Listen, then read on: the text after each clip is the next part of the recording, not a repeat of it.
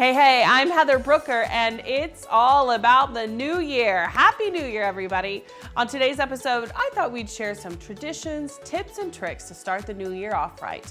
I absolutely love New Year's. It's like the whole world has that new car smell, you know? Forget the madness of New Year's Eve. I'm a New Year's Day kind of gal. Everyone gets a fresh start. So let's do this. This is Teal Holidays with Heather.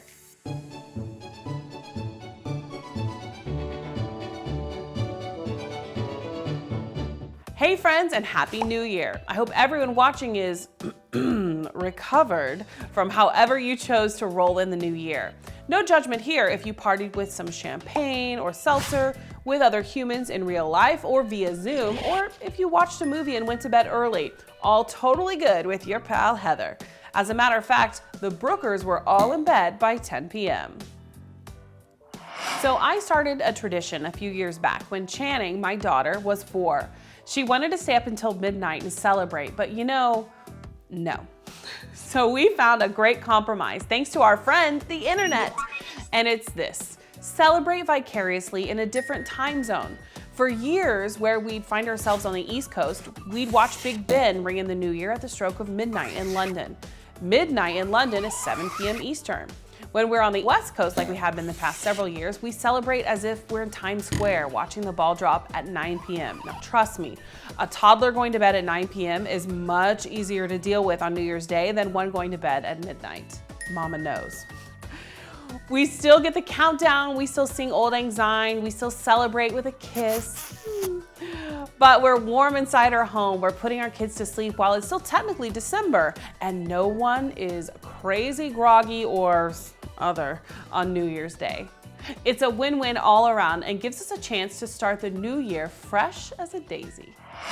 And let's be real, the way you begin January 1st sets the tone for the rest of the year, so choose wisely. Ironically, one of the very first things I do every January 1st is a deep clean of my dirty house. Spring cleaning is great too, but I love thinking about a fresh calendar as a clean slate. And if you rock out with a killer Spotify playlist, Dolly Parton, you can knock it out in no time flat. Also, while doing the New Year scrubbing, we try to fill a few bags or boxes with donations for Goodwill or the Salvation Army. It's so good to give back at the start of the year. Okay, once the house has a nice sparkle, it's time to bust out the New Year's eats. Around the world, many cultures believe that what you're eating when the year begins affects your luck, wealth, life, and love for the rest of the year. Considering last year, let's not take any chances and perhaps adopt one or two of these New Year good luck traditions. As the following are food related, let's just make double, triple, quadruple sure that if you're going to take part in any of these traditions, you do so safely. Check every label, be aware of cross contact, and don't eat anything if you're not sure it's safe to eat, okay? Okay. In Spain, the tradition is to eat 12 grapes for 12 months of good luck. They do it exactly at midnight, but as we've already been over, midnight is relative. My midnight is like 8:30 a.m. the next day, so we're cool. In many Asian traditions, people eat long noodles on New Year's Day in order to lengthen their life. One catch: you can't break the noodle before it's fully in your mouth, so be prepared with extra nudes. There are so many kinds of noodles on the market too, so if you've got a wheat allergy, your local grocery store almost definitely has a wheat-free option. On New Year's Day in Italy, the food of good fortune is lentils, as they're thought to resemble coins. Plus, these little guys are crazy nutritious and delish. The New Year's good luck food of choice for many in the Mediterranean and Turkey is the pomegranate, bursting with its ruby-toned jewels. The pomegranate has been associated with fertility and abundance since the earliest written records. Indeed, many religious scholars believe the forbidden fruit in the Garden of Eden was not an apple, but a pomegranate. Now for something a little closer to home, a Southern tradition is eating Hoppin' John, which is made with black-eyed peas, rice, onion, and bacon or pork with a side of greens. Black-eyed peas are symbolic of vision or fortune, and the greens, which can be collard, mustard, chard, kale, or cabbage, they symbolize wealth. In my house growing up, we always had cornbread too. Love cornbread, which was also supposed to be symbolic of wealth, as they look kind of like gold bars. I guess. I mean, whatever. They're delicious. And you can find top 9 free recipes for both Hoppin' John and cornbread at foodallergy.org. All right, so we've covered some New Year's bites, which are going to fill your house with so much prosperity, it's going to be coming out your chimney hole. So let's talk about resolutions. First off, just take the pressure off yourself. The whole idea behind New Year, New You isn't to stress yourself out and utterly defeat the purpose. A resolution isn't a law. It should be a guidepost. And as my friend Martha would say, it's a good thing.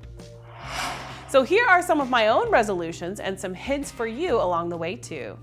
Number 1, be human, which is to say, try your best, but go easy on yourself. If last year taught us anything, it's that life can and will throw you curveballs, and that's okay. You may not respond to each curveball in a manner you're thrilled about, and that's okay too. I've said it before, perfection is a recipe for disappointment.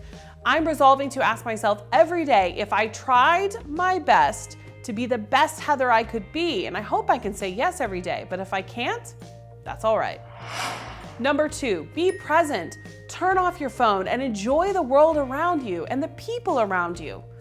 Not you, at least not yet. Wait for the video to finish and make sure you've liked it and subscribed to the Living Teal channel first.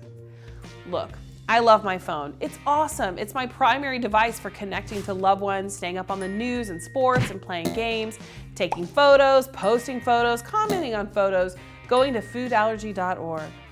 But I don't know about you. I don't want to be jacked into the matrix 24/7. So I'm resolving not to have my phone on all the time. Will I miss some awesome photo-tunities? Probably, and that's okay. One sub-resolution is we're implementing Sunday night movie nights at my house. 52 weeks, 52 movies, 52 mother-daughter bonding moments with no phones. Number 3, treat yourself wisely. This resolution is fun and so easy. Look, I have a few full-time jobs: mom, reporter, actress, blogger, podcaster, supermodel. It's a lot of work, and I deserve to treat myself from time to time. You never outgrow treats. But here's the catch, I do it wisely. So what does that mean? It means if I'm gonna go shopping online, I spend an extra few minutes to find a great deal on quality, sustainable items, not disposable junk. Or if I'm gonna have a sweet treat, and trust me, I'm gonna have a sweet treat from time to time, I'm gonna grab candy made without corn syrup or artificial dyes from who knows where. I deserve that yummy goodness, but I don't need the junk. And there are so many brands out there making great stuff that you can feel good about putting into your body and your mouth, like these allergy-friendly gummies from Yum Earth. Here we go, guys. We're gonna do this. Oh, good. What's a good treat? Number 4, read and journal.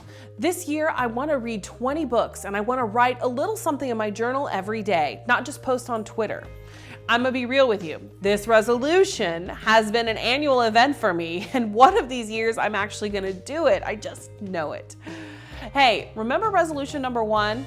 That's right, I'm not gonna beat myself up, but this year I'm really gonna do it. Number 5, be kind. Don't judge. Actually, this is a cheat. I'm always kind, or at least I try to be. It's kind of my default. But there's no harm or shame in an annual reminder. You never know what someone else is going through. So resolve to be a little more empathetic. Resolve to be kind. It's so much easier than the alternative. So for my final New Year's resolution, I resolve to put last year in the rear view and make this the best year ever. Now, I want to know, what are your New Year's resolutions? Be sure to write them in the comments below. I'm gonna go get my champagne and start celebrating the year. Happy New Year!